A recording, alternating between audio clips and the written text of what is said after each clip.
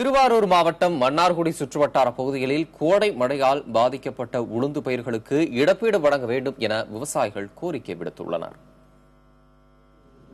திருவாரூர் மாவட்டம் மன்னார்குடி சுற்றுவட்டார பகுதிகளில் உள்ள கோட்டூர், திருமக்கோட்டை, தென்பறை, இலவனூர் உள்ளிட்ட பகுதிகளில் சுமார் 1500 ஏக்கருக்கு மேல் பயிரிடப்பட்டிருந்த உளுந்து கோடை மழையால் பாதிக்கப்பட்டுள்ளதாக விவசாயிகள் வேதனை தெரிவித்துள்ளனர்.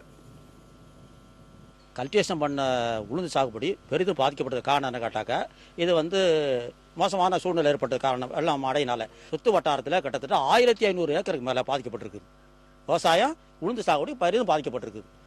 உளுந்து பயிர் நன்கு முளைத்து வளர்ந்திருந்த சமயத்தில் பெய்த கோடை மழை காரணமாகவும் வயலில் தேங்கிய தண்ணீர் வடிவதற்கு வடிகால் வசதி இல்லாததாலும் மகசூல் கடுமையாக பாதிக்கப்பட்டுள்ளதாக அப்பகுதியினர் கவலை தெரிவித்துள்ளனர்.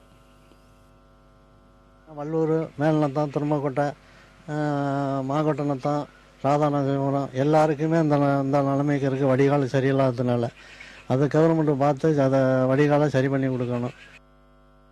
கடந்த 4 ஆண்டுகளாக குறுவை சாகுபடி செய்ய முடியாமல் ஒருபோக சம்பா சாகுபடி மட்டுமே செய்து வரும் இப்பகுதி விவசாயிகள் தங்களது வாழ்வாதாரத்திற்கு உளுந்து சாகுபடி செய்த நிலையில் தற்பொழுது மழையால் பாதிக்கப்பட்டுள்ளதாகவும் அரசு தங்களுக்கு இழப்பீடு வழங்க வேண்டும் எனவும் அவர்கள் கோரிக்கை விடுத்துள்ளனர். சரியான வடிகால் இல்லைங்கிறதுனால தான் இந்த முற்றிலும் பாதிக்கப்பட்டது.